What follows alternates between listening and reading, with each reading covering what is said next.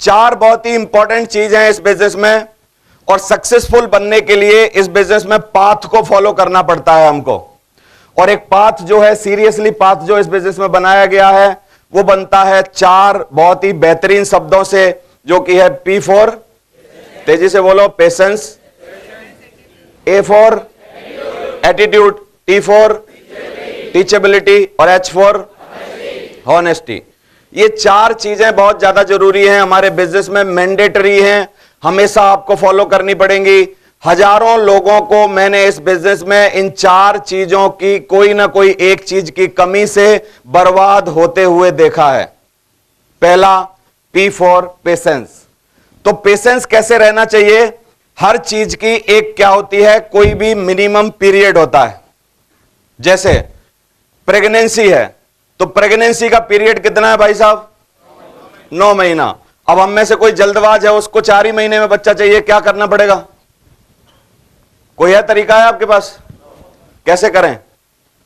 तो कम से कम मिनिमम कितने रिक्वायर्ड है? 9 महीना। अगर आपको बच्चा चाहिए तो 9 महीना वेट करना ही पड़ेगा। समझ आ रहा है? तो इतना पेशेंस तो हमें होना चाहिए। दूसरा, पेशेंस की कलाकारी क्या है कि जो भी व्यक्ति धैर्य के साथ हमेशा इसमें प्रयास करते रहते हैं, धीरे धीरे उनकी जिंदगी बनना चालू हो जाती है। लेकिन ये बिजनेस कोई ऐसे नहीं है कि आप हथेली पे सरसों जमा लोगे। मैंने 12 सालों में ये सब आपके सामने क्रिएट किया जो मैंने बताया। क्या आप यही काम जो मैंने 12 साल में किया है, क्या कुछ भी करके 12 महीने में कर सकते हो? पॉसिबल है? क्यों?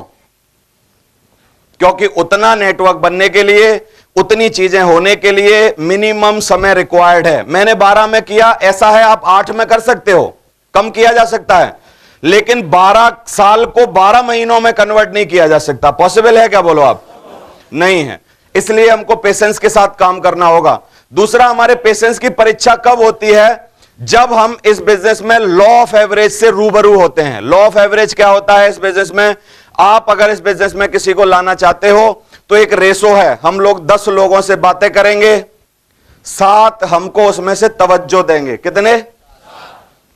4 उनमें से क्या होगा, हमारी बात सुन के कुछ करने के लिए आएंगे, और उन 4 में से छान बटोर के कोई 1 या 2 ज्वाइन होगा। समझ आ रहा है?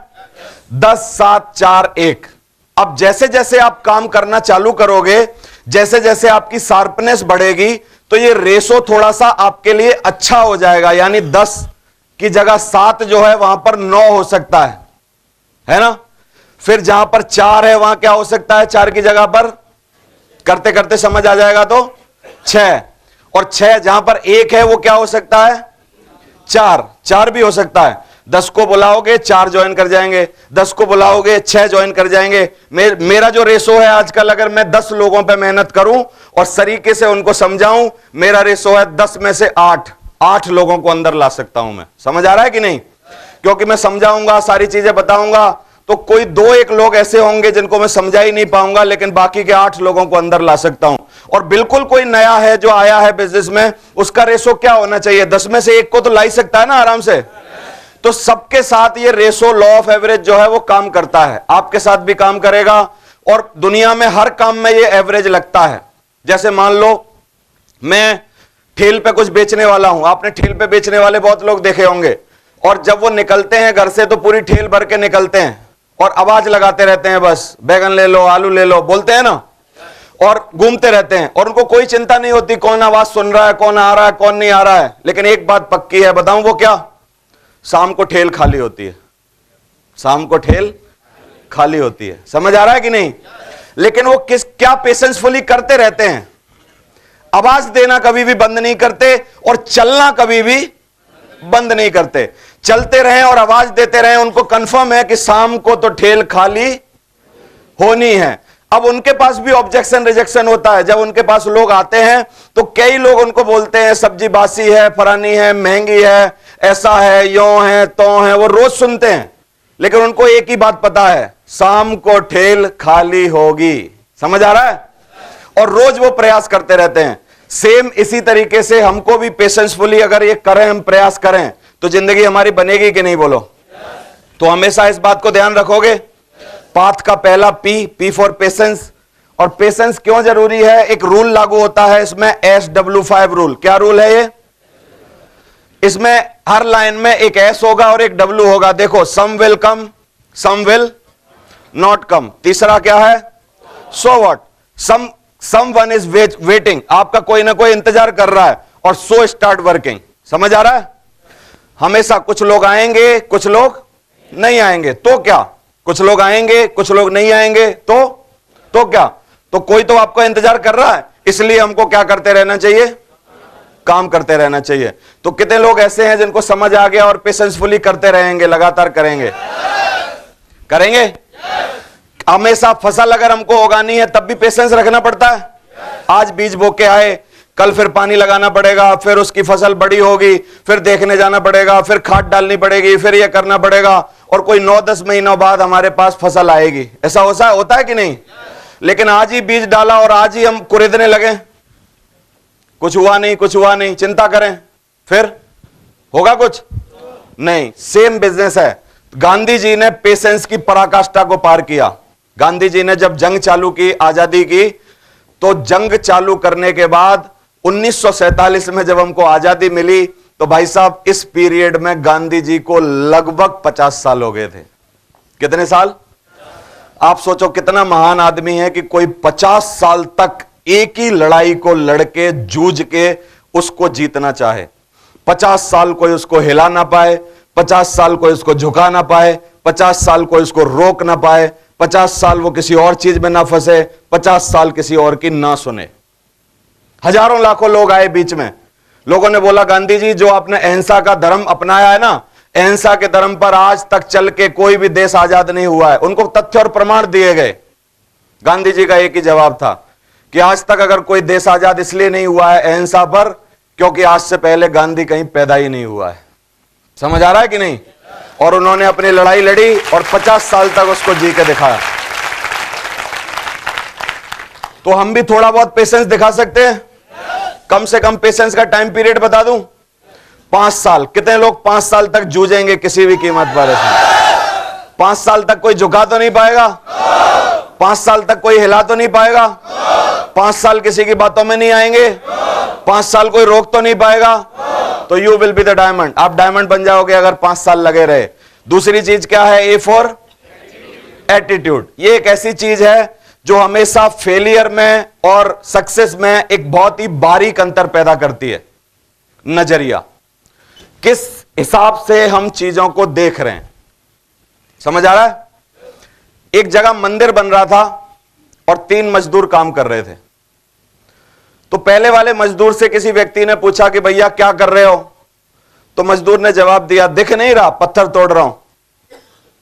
सही है। दूसरे मजदूर से उसी ने पूछा, भैया क्या कर रहे हो? दूसरे ने बोला, दिख नहीं रहा, पेट पालन कर रहा हूं, आजीविका कमा रहा हूं। और तीसरे से पूछा गया, वही मजदूर वहां काम कर रहा था, कि भैया क्या कर रहे हो? उसने कहा, बहुत ही अच्छा काम कर रहा हूं, मंदिर का निर्माण कर रहा हूं। समझ आ रहा है आपको कि नहीं? तीनों एक ही काम कर रहे थे, लेकिन नजरिया देखो। एक आदमी किस लिए कर रहा है? पत्थर फोड़ रहा है, पत्थर फोड़ रहा हूं। समझ आ रहा है? दूसरा जी आजीविका कमा रहा है, तीसरा मंदिर का निर्माण कर रहा है। समझ आ रहा है? हम में से भी बहुत सारे लोग जब जाते हैं किसी को जोड़ने के लिए, तो कोई आदमी अपने घर से सोच के जाता है कि चलो एक और को फंसा के आते हैं। हाँ, दिस टाइप ऑफ एटीट्यूड। समझ आ रहा है कि नहीं? दूसरे को अगर पूछो कि भैया कहां जा रहा है, वो बोलता है कि एक जिंदगी बनाने जा रहा हूं।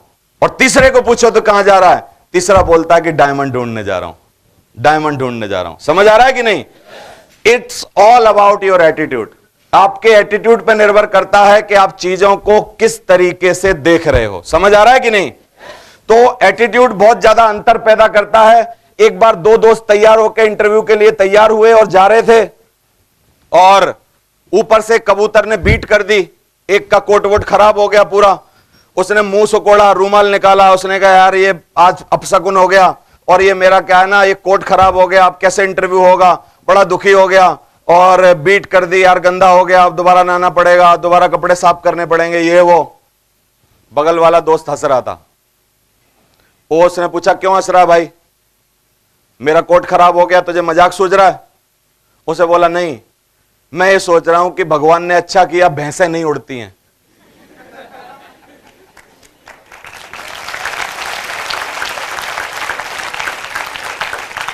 समझ आ रहा है आपको? मैं क्या समझाना चाहता हूं आपको कि पॉजिटिव एटीट्यूड वाला आदमी सेम सिचुएशन में पॉजिटिव रहता है, नेगेटिव एटीट्यूड वाला आदमी सेम सिचुएशन में क्या हो जाता है?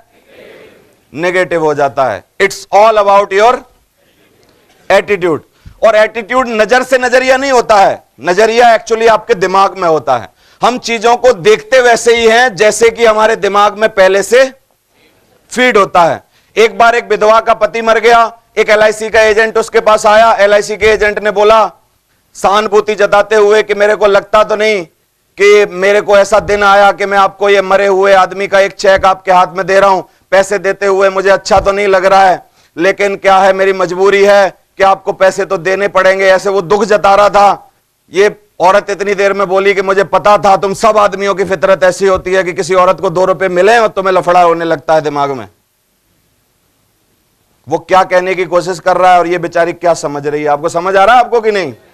हम हमेशा चीजों को कैसे देखते हैं? जैसे कि पहले से हमारे दिमाग में होता है। अब कुछ लोगों के दिमाग में एक्चुअली इस बिजनेस के बारे में, अपने बारे में, लोगों के बारे में कुछ कुछ भ्रम पहले से हैं। समझ आ रहा है? और सब कुछ उनके साथ कैसा होने वाला है जिनका पहले से एटीट्यूड डिसाइड है।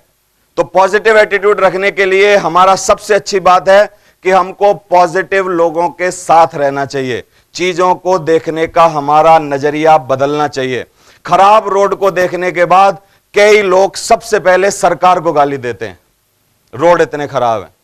फिर दूसरा, खराब रोड को देखने के बाद अपने आप को गाली देते हैं कि तू साले तुझे यहीं मरना था, आके इसी रोड पे चलना था तेरे को। फिर तीसरा, इंडिया को गाली देते हैं, है ना। चौथा, सिचुएशन को गाली देते हैं, समय को गाली देते हैं, गालियां देते रहते हैं। देखे हैं आपने ऐसे लोग? और एक आदमी मस्त मौजी जो होता है, जिसका एटीट्यूड पॉजिटिव है, वो खराब रोड पे खुश होता है। सबसे पहला कारण खुश होने का कि चलो कम से कम आज एक्सीडेंट नहीं होगा, क्योंकि खराब रोडों पे एक्सीडेंट नहीं होते कभी। गड्ढे इतने होते हैं, एक्सीडेंट होगा कहां से? समझ आ रहा है? दूसरा, वो खुश होगा कि चलो बढ़िया है यार, खराब रोड है, इंडिया में बहुत सारे लोगों का पेट पालन होगा, क्योंकि हम जैसे बहुतों के पंचर होंगे और कई लोगों के परिवार चलेंगे। समझ आ रहा है? तीसरा, फिर आदमी पॉजिटिव रहता है कि चलो यार, चलाते चलाते नींद 5 घंटे के सफर में खराब रोड के कारण एक तो गारंटी है कि नींद नहीं आएगी, और नींद नहीं आएगी तो रिस्क कम हो जाएगा। समझ आ रहा है आपको?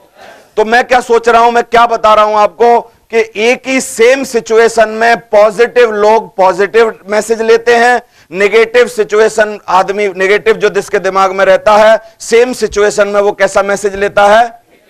It's all depend on your attitude, कि आप देखते कैसे हो। मैं जब इस बिजनेस में आया तो मैंने इस बिजनेस को कैसे देखा कि ये मेरी जिंदगी बनाने वाला है। मैंने देखा कि ये मेरी जिंदगी में परिवर्तन लाएगा। मैंने देखा कि इसके जरिए से मैं अमीर बन सकता हूं। मैंने देखा यार, भगवान ने मौका मेरे नजर में भेजा है, मुझे इसको किसी भी कीमत पर करना चाहिए।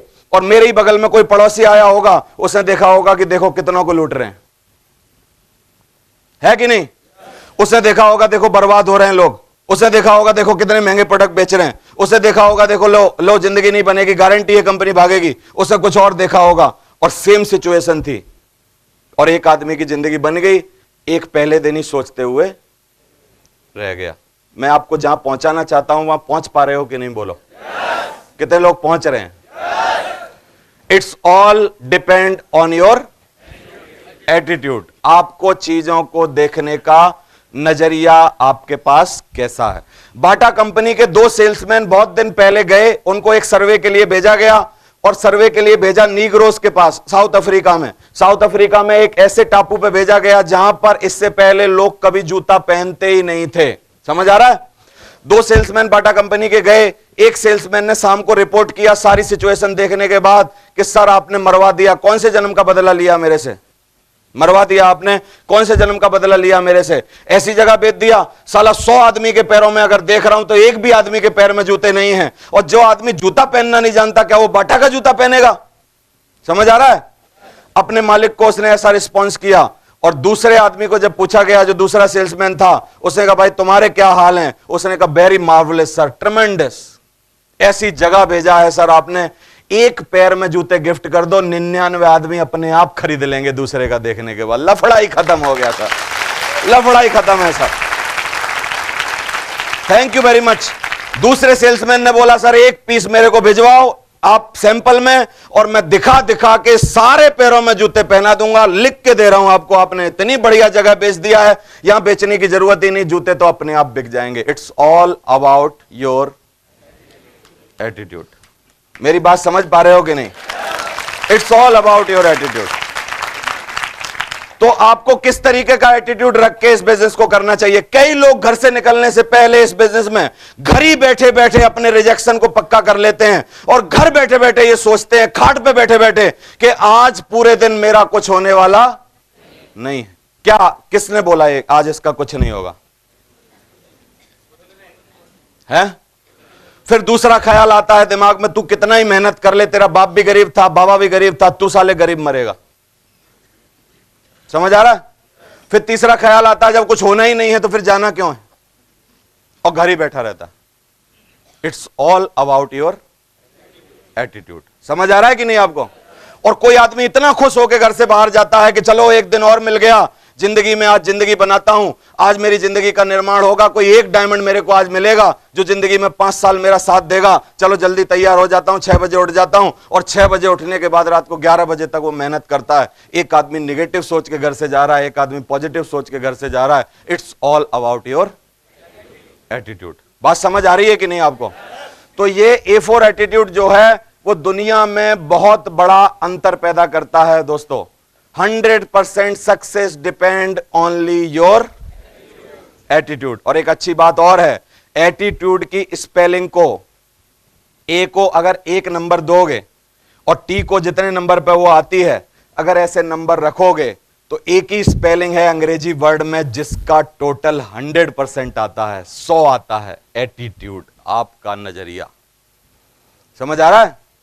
वर्क को काउंट करोगे तो कुछ आता है, लव को काउंट करोगे तो कुछ और आता है, लक को काउंट करोगे तो कुछ और आता है, और जो चीजें आपको लगती हैं, हार्ड वर्क को काउंट करोगे तो कुछ और आता है, नॉलेज को काउंट करोगे तो कुछ और आता है। जब एटीट्यूड को काउंट करोगे तो क्या आता है? 100 आता है, 100। एक बार नजरिया सही कर लो। समझ आ रहा है? और कई लोग तो अपना नजरिया सही करने में इस बिजनेस में सालों लगा लेते हैं, क्योंकि उनका नजरिया खराब इसलिए हो रखा है कि गलत सोबत है, गलत दोस्तों के साथ बैठ रहे हैं, गलत ही माहौल में पैदा हुए, गंदी बस्ती में रह रहे हैं, गलत लोगों के साथ उठ रहे बैठ रहे हैं, डेली डेली डेली डेली लोग नेगेटिव उनको दे रहे हैं। रोज सुबह घर जाते हैं तो नेगेटिव, बाहर जाते हैं नेगेटिव, दोस्तों के साथ नेगेटिव, सबके साथ नेगेटिव हो रहा है। ये इतना नेगेटिव माहौल में रह के आदमी पॉजिटिव रह कैसे सकता है? मेरे को बताओ। 1-1.5 साल हम लोग इस बिजनेस में तुम्हारा फर्मा सेट करने में लगा लेते हैं। पहले दूरदर्शन जब चैनल आता था तो रोज छत पर जाके एंटीना सेट करना पड़ता था कि नहीं? आप बताओ। करना पड़ता था ना। मैं जब भी रंगोली महाभारत मेरे को देखना होता था 1990-95 में, तो मैं ही सबसे घर का छोटा था, मेरे को चढ़ा देते थे, जा जा रात को हवा चली होगी, टेढ़ा मेढ़ा हो गया होगा, कबूतर बैठा होगा, जा चेक कर। और मैं जाके वहां से कह रहा हूं, आवाज लगा रहा हूं, हाँ आई? उसे कहा हाँ थोड़ी थोड़ी आई, और कर, सही कर, थोड़ी आई। समझ आ रहा है? ऐसे ही तुम लोगों का एंटीना हिला हुआ होता है, और 1-1.5 साल में तो हम सेफ शॉप में तुम्हारा एंटीना ही सेट कर पाते हैं, बाकी तो बाद में काम होता है। समझ आ रहा है? तो आज के बाद एक कसम खा लो सारे लोग, खाने को तैयार हो कि अपने एंटीना को हिलने नहीं दोगे और एंटीना पर कबूतर बैठने नहीं दोगे। कितने लोग कसम खा रहे हो? खा रहे हो? ये सब कुछ आपके ऊपर डिपेंड करता है कि आपका एटीट्यूड कैसा है। सही है? तीसरा पाथ है हमारे यहां। पाथ की तीसरी स्पेलिंग है T फॉर टीचेबिलिटी। क्या है? वो लोग इस बिजनेस में आके ताबड़तोड़ फेल हो जाते हैं जो लोग अपने को सीखना बंद कर देते हैं। क्यों? क्योंकि आपने एकेडमिक एजुकेशन ली, मैंने एकेडमिक एजुकेशन ली, कॉमर्स से पढ़ा, बहुत सारा अकाउंट सीखा, कॉस्ट अकाउंटिंग, टैक्स अकाउंटिंग और इनकम टैक्स सीखा, ये सीखा, अकाउंट बनाने सीखे, टैली सीखी, बहुत सारी चीजें सीखी। क्या मेरा वो सब चीजें इसमें काम आ रही हैं? आप बताओ। कोई मतलब है उनका? लेकिन इस बिजनेस में आके 12 साल पहले मैंने ड्रीम सीखा, ड्रीम कैसे बनाते हैं, मैंने सीखा इस बिजनेस में लिस्ट कैसे बनती है, मैंने सीखा इसमें एटीट्यूड कैसा रखना चाहिए, मैंने सीखा हार्डवर्क करने से क्या फायदा है, मैंने सीखा पॉजिटिव एसोसिएशन में कैसे रहना चाहिए, मैंने बहुत सारी चीजें इस बिजनेस में आके सीखी। तो आप ये बताओ, मेरा एमकॉम तक की एजुकेशन काम आ रही है कि इस वाली एजुकेशन का काम आ रहा है? क्या काम आ रहा है? ये वाली ना। तो आप जो भी डॉक्टर होगे, जो भी तुर्रम खान होगे, जो भी आपने मार्केट में इंजीनियर होगे, जो भी पढ़ा होगा, एमए किया होगा, सब जीरो है, कुछ नहीं है वो। लेकिन यहां जैसे ही आप आते हो, आपका एटीट्यूड लर्निंग एटीट्यूड होना चाहिए। कैसा होना चाहिए?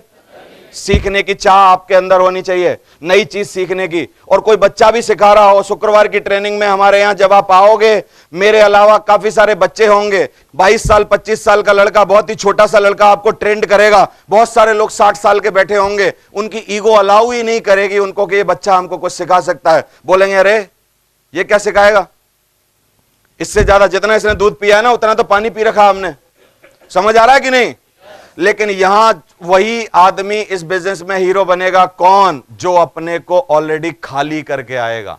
समझ आ रहा है? खाली बोतल में ही भरा जा सकता है। टीचेबिलिटी अगर आपके अंदर है, सीखने की चाह अगर आपके अंदर है, तो कोई भी एक बच्चा, छोटा बच्चा भी आपको सिखा सकता है कि नहीं? बताओ। और कई लोग दुनिया में कैसे होते हैं जिनको बड़ी अकड़ होती है, उनका एक स्लोगन होता है, उन्हें अपनी छाती पे लिखा होता है I know all. I know all क्या लिखा होता है? और वो बार बार बोलते हैं कि अरे मेरे को बताओगे, मेरे को सिखाओगे, ये सफेद बाल ऐसे ही नहीं हुए, ये ऐसे ही नहीं हुआ है, ये अरे हमें बड़ा तजुर्बा है, अरे हम 40 साल का तजुर्बा, अरे हमें ये है, अरे हमें ये है। उनके लिए मेरा एक डायलॉग है, बताऊं क्या?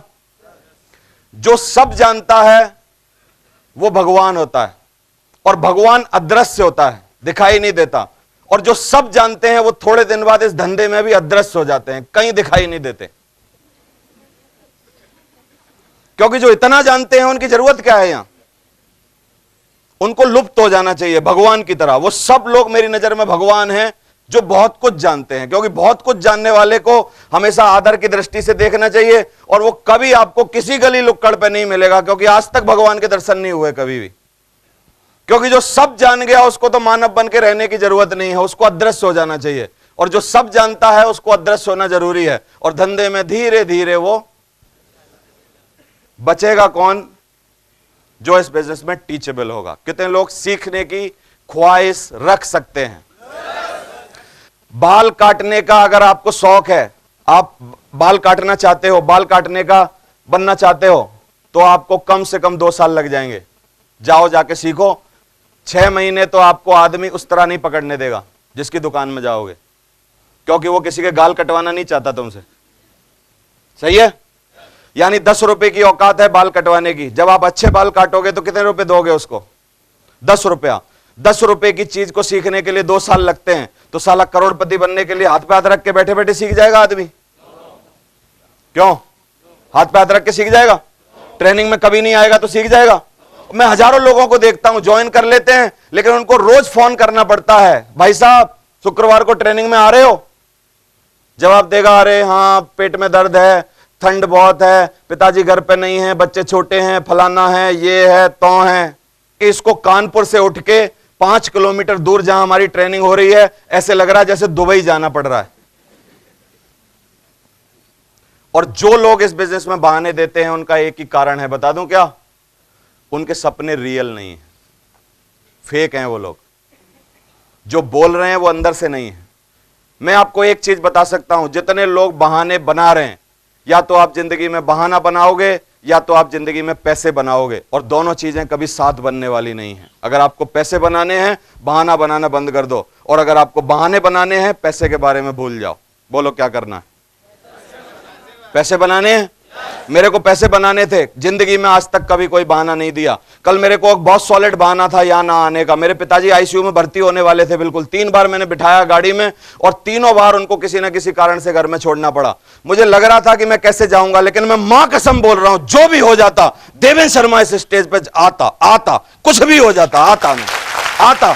क्यों? Thank you very much. क्यों? क्योंकि 12 साल की तपस्या, 12 साल की बात जो मैं बोलता हूं कि मैंने टाइम दिया और मैं पहुंचा, एक छोटे से कारण के लिए मैं छोड़ता नहीं। जो भी हो जाता मैं आता। मैंने तय कर ली थी ये बात। मैंने कहा ऐसा हो ही नहीं सकता कि मैं 1500 लोगों का विश्वास तोड़ दूं और उनकी टिकट छपी और मैं पहुंचू ना। जो हो जाता मैंने तय कर लिया था। मैंने कहा जो भी हो जाएगा, सबसे ज्यादा खराब होगा फिर भी मैं जाऊंगा, क्योंकि मेरे को जाना है, बहाना नहीं देना है, क्योंकि मेरे को पैसे बनाने हैं, ना कि बहाना बनाना है। समझ आ रहा है कि नहीं? छोटे छोटे सेलिब्रेशन में हम लोग विश्वास करते हैं। पड़ोसी के यहां केक क्या कटता है, हम लोग 4 घंटा अपना धंधा छोड़ देते हैं, बार बार पूछते हैं हाँ हो गया क्या टाइम, हाँ कब कटेगा केक। छोटे छोटे बर्थडे, छोटी छोटी पार्टियां, छोटी छोटी चीजें, हम छोटे सेलिब्रेशन छोड़ना नहीं चाहते जिंदगी के। लेकिन एक बात मेरी नजर से समझ लो, मेरा एटीट्यूड है ये, जिंदगी के छोटे सेलिब्रेशन छोड़ दो, एक दिन आपकी जिंदगी पूरी की पूरी हर दिन सेलिब्रेशन हो जाएगी मेरी तरह। और छोटे सेलिब्रेशन में फंसे रहे तो जिंदगी भर दूसरे के केक पे मोहताज रहना पड़ेगा, दूसरे की दावत पे मोहताज रहना पड़ेगा साला, दूसरे की दावत पे। समझ आ रहा है? तो आज के बाद जो भी लोग टीचेबल हैं, जिंदगी में कुछ बनना चाहते हैं, क्या वो सीखेंगे? और एक रीजन है उसका, क्योंकि खाली बोरी कभी भी खड़ी नहीं हो सकती। खड़ी करके दिखाओ मेरे को, क्या टेक्निक है आपके पास? हम लोग जब तक खाली हैं तब तक कॉन्फिडेंस नहीं आएगा। जब आप लोगों के सामने जाओगे, लोग आपका चीर हरण साथ में करके बेच देंगे। समझ आ रहा है? लेकिन जब आप भरे हुए जाओगे, सीख के जाओगे, हर हफ्ता सीखोगे, बातें जब आपको आ जाएंगी और जब लोगों के सामने बैठोगे तो तुम्हारी बातों से उनका चीरहरण हो जाने वाला है। लिखवा के ले लो मेरे से, लिखवा के ले लो मेरे से। Thank you very much. समझ आ रहा है कि नहीं आपको? तो कैसे जाना चाहिए? जब हम जाएं हमारा ही चीरहरण हो जाए, या हम जाएं तो दूसरे का चीरहरण हो जाए? बोलो दूसरे का ना। आज जितने भी लोग सीखे हैं, योगेश यादव ने सीखा, कश्यप जी ने सीखा, टीकन सिंह चौधरी ने सीखा, योगेश यादव ने सीखा, अलवर वाले ने सीखा, हरिशंकर ने सीखा, हम जितने 22 डायमंड हैं, हम जितने रेड क्लब लीडर हैं, हमको कहीं भी ले जाओ, कहीं भी ले जाओ, किसी के सामने बिठा दो, एक आदमी की हिम्मत नहीं जो हमारे सामने कुछ बोल दे। एक बात बोलेगा, हम 100 जवाब देंगे, 100, 101 बोलने नहीं देंगे। लेकिन एक आम आदमी जाता है, कोई बोलता है, ये जाता है दूसरे पे मोहर लगवाने के लिए, और ये थोड़े देर बाद अपनी पीठ कर देता है कि भाई साहब तुम अपनी वाली लगा दो, और वो लगा देता है कि तू नाकारा है, तेरी जिंदगी बर्बाद होगी, लिख के ले ले, और मान के सुन के आ जाता है। इट्स डिपेंड्स कि आपकी बोरी खाली है कि आपकी बोरी भरी है। क्या करना चाहिए? क्या करना चाहिए बोलो? कितने लोग भरेंगे इसको? नॉलेज का और कॉन्फिडेंस का चोली दामन का साथ है। नॉलेज अगर कम है, कॉन्फिडेंस आपका लो है। नॉलेज आपकी थोड़ी ज्यादा है, कॉन्फिडेंस, नॉलेज और ज्यादा है तो कॉन्फिडेंस और ज्यादा है। समझ आ रहा है आपको कि नहीं? क्योंकि जितनी जिसको नॉलेज है उसका उतना कॉन्फिडेंस है। दुनिया के किसी भी क्षेत्र में ढूंढ लो, आज सचिन को बल्ला पकड़ा दो, रिटायर के जितने भी साल हो गए हो, मरते दम पकड़ा देना, लेकिन तब भी उसको टेक्निक है कि चौका और छक्का कैसे मारा जाएगा, क्योंकि उसने बाल सफेद नहीं करे ऐसे धूप में। समझ आ रहा है कि नहीं? तो दुनिया में जिस भी क्षेत्र की आपको नॉलेज हो गई, उस क्षेत्र में आपको कॉन्फिडेंस हाई हो जाता है कि नहीं? मेरे को इंजेक्शन लगाना नहीं आता, मेरे को अगर सिरिंज लाके दोगे और किसी के मैं इंजेक्शन लगाऊंगा, सच बताओ मेरे हाथ कांपेंगे कि नहीं कांपेंगे? क्यों क्यों क्यों? क्योंकि आज से पहले मेरे को इंजेक्शन लगाने का कोई भी तजुर्बा नहीं है। लेकिन जब मैं फॉलो अप करूंगा तो कर दूंगा ना। तो आपको इस बिजनेस में अगर कॉन्फिडेंस लाना है, कितने लोग चाहते हैं कॉन्फिडेंस आना चाहिए इस बिजनेस को करने का? तो मैं एक ही बात बोलता हूं, नॉलेज ले लो भाई साहब। हर शुक्रवार को आओ, हर शुक्रवार को आओ और इस बिजनेस को सीखो। और चौथी और लास्ट चीज, H फॉर ऑनेस्टी, ईमानदारी। बहुत लोगों को ईमानदारी भगवान ने दी ही नहीं है। बहाना बनाना इनका जन्म सिद्ध अधिकार है। बीवी को बोलेंगे तेरी जिंदगी बनाऊंगा, बड़े बड़े सपने दिखाएंगे बीवी को, और रात को बोलेंगे, सुबह भूल जाएंगे, क्योंकि ये अपने लिए ईमानदार नहीं है। समझ आ रहा है आपको कि नहीं? तो ईमानदार क्या है? ईमानदारी, ईमानदारी वो नहीं है कि पैसे देके टाइम पे लौटा दो। ईमानदारी है अपने लिए क्या आप ईमानदार हो? जो बोलते हो क्या उसको निभाते हो? क्या जो वादा करते हो उसको किसी भी कीमत पर पूरा करते हो, या वादा करते हो और हमारे यहां एक कहावत है आगरा में, किसी की बात कुत्ते की लात, वैसे हो। बहुत सारे लोग हिंदुस्तान में, कम से कम बहुतायत होगी इनकी, 60% लोग मेरी नजर में उनकी बात कुत्ते की लात, दोनों बराबर। ऐसे लोग हमारे धंधे में ताबड़तोड़ फेल हो जाते हैं। क्यों? क्योंकि ये business cash and carry business है। पैसे लेके आओगे, ईमानदारी से लाओगे, आपको डीडी भेजनी होगी। कई लोगों की जेब में जैसे ही पैसे आए उनकी जेब गर्म हुई, उनके और उनके बाप के। भेजना छोड़ दिया, भूल गए, बहाने बनाना चालू। अपलाइन पूछ रहा, भाई कितनी आई? तो 2 आई, उसमें से बोल देंगे सर 1 भी नहीं आई, और अपने काम में लगा लेंगे और कुछ बोलेंगे और कुछ बहाने बनाएंगे और कुछ करेंगे। ऐसे लोग, जैसे ये कुल्हाड़ी लेके बैठा ना पीछे, दिखाई दे रहा? ये कौन लोग हैं? ये साला अपलाइन के साथ गले में हाथ डाल के खड़े हैं, बोल रहे हैं तू भाई है मेरा, मैं तेरी जिंदगी में साथ हूं, मैं तुम्हारे लिए ये करूंगा ये करूंगा ये करूंगा, लेकिन एक हाथ में पीछे से कुड़ाली ले रखी है इन्होंने, और ये कुछ भी करने को तैयार हैं, आगे पीछे से अलग हैं। आगे से कुछ बोल रहे हैं, मन कुछ और सोच रहा है, और कुछ हो गई गलती तो सीधे नहीं बताएंगे आके, सीधा आपको बहाने बुने मार के उल्टी सीधी कहानी समझा के आ जाएंगे और बता देंगे। ये कौन लोग हैं? इन्होंने जिस दिन ये पैदा हुए हैं उस दिन एक्चुअली ईमानदार वाला दिन नहीं था। भगवान ने उस दिन वैसे बेईमान टाइप के लोग पैदा करे थे। समझ आ रहा है आपको कि नहीं? कितने लोग इस बिजनेस में सीरियसली जिंदगी बनाना चाहते हैं? You have to be honest. क्या बनना पड़ेगा? कितने लोग बन सकते हैं? बहुत कठिन है ये, बहुत कठिन है भाई साहब, सच बता रहा हूं, बहुत कठिन। दुनिया की सबसे बड़ी परीक्षा है ये, कठिन, बहुत कठिन है। ऑनेस्ट बनना, जबान दी तो पहुंचना, वादा किया तो पूरा करना, एक बार बोल दिया तो निभाना। मैंने किसी को बोल दिया कि कल तेरे को पैसे दूंगा, तो फिर किसी भी कीमत पे दूंगा, मदद करूंगा तो करूंगा, फिर मेरे को कोई नहीं रोक सकता। समझ आ रहा है कि नहीं? और इन सब चीजों की वजह से मैं मैग्नेट बन गया। क्या बन गया? मैग्नेट। देवेंद्र शर्मा की शकल को कोई प्यार नहीं करता, जितने लीडर मेरे साथ बैठे हैं ये सब प्यार करते हैं देवेंद्र शर्मा के गुणों को। किसको? गुण जो है मेरे में। और अगर गुण सही ना होते तो सच बताओ, क्या 12-12 साल मेरे साथ लोग रह रहे होते? क्या 12-12 साल लोग निभा रहे होते? क्या 12 सालों में मेरे अंदर कमियां पता चलती हैं और छोड़ के भग जाते कि नहीं मेरे को? बहुत सारे लोग इस बिजनेस में रोते हैं कि भाई साहब टीम नहीं बन रही, लोग नहीं रुक रहे, आ नहीं रहे, आ रहे हैं लेकिन रुक नहीं रहे। वो किस लिए नहीं रुक रहे? क्योंकि तू ईमानदार नहीं है, और बेईमान के साथ दुनिया में कोई रहना चाहता नहीं है।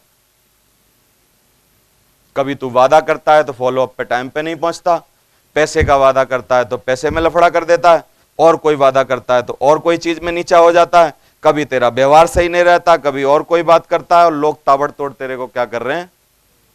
छोड़ के जा रहे हैं। इस बिजनेस में मैग्नेट बनना पड़ेगा। क्या बनना पड़ेगा?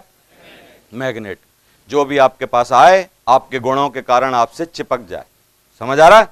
और अगर आप ऐसे हो तो इसका मतलब जिंदगी बन सकती है। कितने लोग ईमानदारी से जिंदगी बिता सकते हैं, ईमानदार रह सकते हैं, हॉनेस्ट रह सकते हैं? अपने लिए, अपने खुद के प्रति ईमानदार रहना बहुत जरूरी है। रह सकते हो? सच्चे सपने जिनके होते हैं वो लोग बदलाव लाते हैं अपने अंदर। कमियां सब में होती हैं, कमियां सब में होती हैं। मैं जब आया था, क्या इस बिजनेस में ऐसा ही था? क्या नहीं था। लेकिन धीरे धीरे मेरे को पता चला ये और लाना पड़ेगा, ये और लाना पड़ेगा, ये और लाना पड़ेगा, ये और लाना पड़ेगा, ये और लाना पड़ेगा।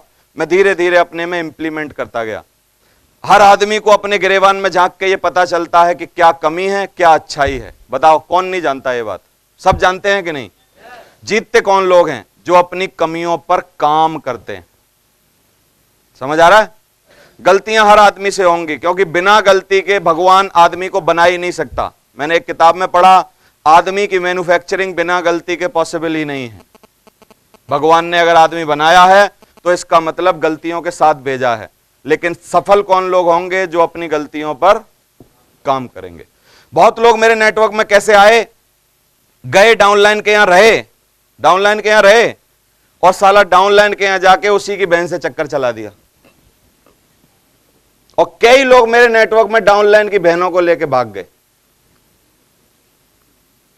मेरे को आज तक नहीं मिले हैं, मैं ढूंढ रहा हूं हंटर लेके। मैंने कहा साला एक बार मिल जाए,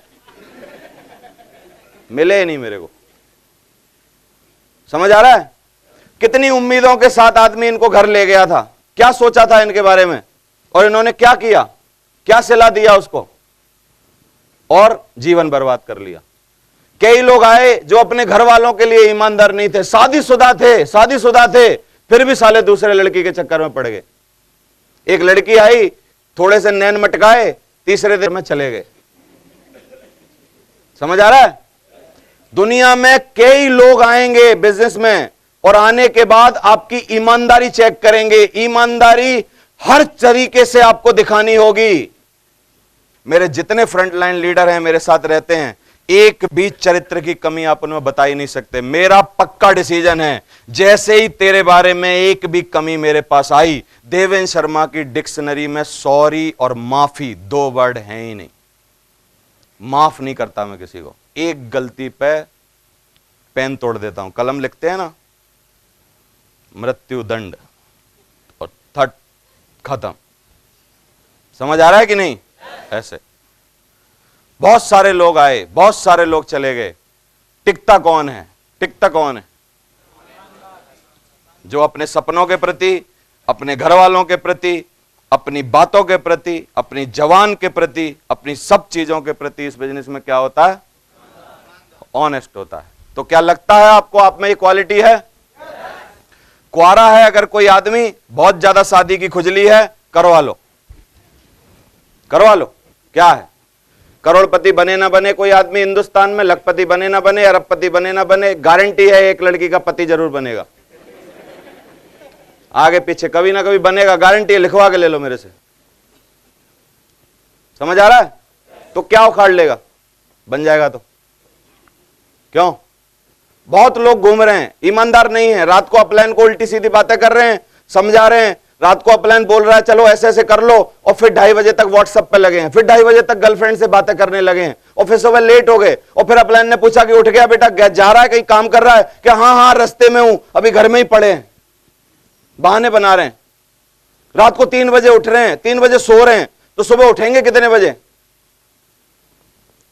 और फिर बार बार कंपनी को बोल रहे हैं अरे होता कुछ नहीं है, हमने तो ऐसे किया था, हमारी जिंदगी नहीं बन रही है। बनेगी क्या जिंदगी? क्यों? क्या नहीं है इसमें? खुद के लिए ईमानदारी नहीं। समझ आ रहा है आपको? तो जिस भी चीज पे ईमानदारी गई, ईमानदारी पैसे पे जाएगी, या तो चरित्र पे जाएगी, या किसी के लिए कुछ गलत काम करोगे, और जैसे ही ईमानदारी गई, लिखवा के ले लो मेरे से, तबाह हो जाएगा इस धंधे में। तो कितने लोग ऑनेस्ट रहने का वादा कर रहे हैं खुद से, मेरे से नहीं करना है। प्रॉमिस हमेशा दूसरों से किया जाता है, और कमिटमेंट जो होता है वो खुद से किया जाता है, खुद से। व्रत जब हम करते हैं तो वो सेल्फ कमिटमेंट होता है कि शाम तक कितने भी रसगुल्ले मेरे सामने आ जाएं, लेकिन मैं शाम तक अपने मुंह में एक भी निवाला जाने नहीं दूंगा। ये कमिटमेंट किसका होता है? खुद का। क्या उस दिन किचन को ताला लगा होता है? क्या लोग लाते नहीं? खिलाना चाहते हैं ना, फिर भी हम मना करते हैं। किससे कमिटमेंट होता है वो हमारा? सेल्फ कमिटमेंट होता है। कुछ भी हो जाए, कुछ भी हो जाए, कितने ही पकवान आए, लेकिन शाम तक आज मैं खाऊंगा नहीं। और भगवान किसी भी धर्म में नहीं बोलता भूखे रहो। मैं सच बता देता हूं आपको, अध्यात्म में गया तब से मेरे को पता चला, सिर्फ आपकी संकल्प शक्ति को बढ़ाने के लिए हर धर्म में व्रत सिखाया जाता है।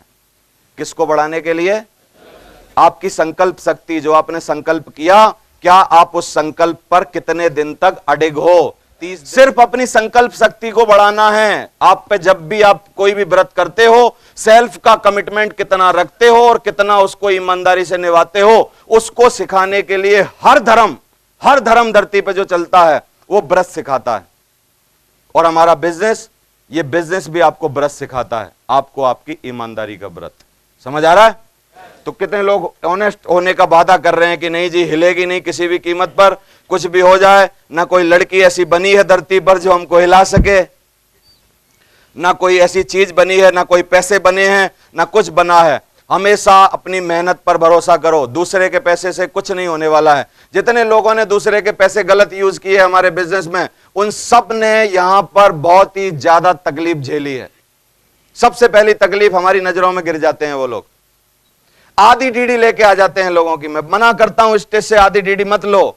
आधी डीडी 1000 रुपया किसी ने दिखाया नहीं, इनकी लाट टपक जाएगी तुरंत। अरे भाई साहब, हाँ 7000 बाद में दे देना, 1000 दो, तुरंत ज्वाइन करा देंगे हम आपको। वादा करेंगे उल्टे सीधे उसको कि नहीं 1000 दो आप, अरे हम मिला के भेज देंगे आपके 7000। साले ने 7000 ना 20 साल से नहीं देखे इसने 7000 खुद के, और वादा कर देंगे उसको। और ऐसे लोगों के बाद में 2 हफ्ते बाद उसको पता चल जाएगा कि जो 1000 ले गया था मेरे, आज तक उसके पास रखे हैं, कुछ नहीं भेजा उसने। और फिर उसके बार बार जाके अलग अलग बहाने बना के तुम्हारी डीडी चली गई है, प्रोडक्ट आने वाला है, फलाना है, बाकी के पैसे दे दो, ये दे दो। फिर वो देगा नहीं, फिर लेट हो जाएगा, फिर और कोई लफड़ा होगा, और फिर उस आदमी को इसकी औकात पता चल जाएगी। और ये सब किसने किया? बीज किसने बोया है? किसने बोला इसको 1000 रुपए लो, 2000 लो? मैं बोल रहा हूं कोई भी आदमी अगर आपको 500 रुपए से कम दे रहा है, क्योंकि आपकी हिम्मत है 500 रुपया मिला के भेजने की, 500 रुपए से अगर आदमी कोई कम पैसे दे रहा, हाथ में पकड़ो ही मत, पकड़ो ही मत। भाई साहब तुम रख लो अपने पास, जब आपकी इच्छा हो कर लेना। मेरी जरूरत नहीं है आना, आपकी जरूरत है। जिंदगी आपकी बननी है, सपने आपके पूरे करने हैं, बच्चों को आपके कार मिलनी है, कल आपका भला होना है, कल आपको लाखों रुपया आना है। मेरी क्या जरूरत है? आप पे जब पूरे हो जाए जब दे देना भाई साहब, तब आप 15 दिन बाद आ जाऊंगा, 10 दिन बाद आ जाऊंगा, तुरंत उसको पकड़ा दो। और ये ईमानदारी जब आप अपनी चेक करा लोगे ना, कोई आदमी एक आएगा, एक ही आदमी आपके लिए टीकन सिंह चौधरी बनेगा और सीधा 60,000 का नेटवर्क लाएगा। आपकी ईमानदारी चेक कर रहे हैं लोग, और आप क्या कर रहे हो? 1000 रुपए के लिए लाट टपका दे रहे हो। किसी की 200 रख लिए, किसी के 100 रख लिए, किसी के 50 रख लिए, किसी का कुछ रख लिया, किसी ने फोल्डर के पैसे दिए उसका फोल्डर नहीं लाए, किसी ने और कुछ किया उसका ये सब नहीं किया, और सब अपनी ईमानदारी का पूरा करके बर्बाद हो रहे हो। कितने लोग हैं जिनको मेरी बात समझ में आ रही है आज के बाद ईमानदार होने का? पक्का ले रहे हो निर्णय? रखोगे ईमानदारी? दूसरे का पैसा, बच्चे, दूसरे की चीजें, जिस आदमी ने भी इन सब चीजों पर नियत खराब की बर्बाद होगा। लिखवा के ले लो मेरे से।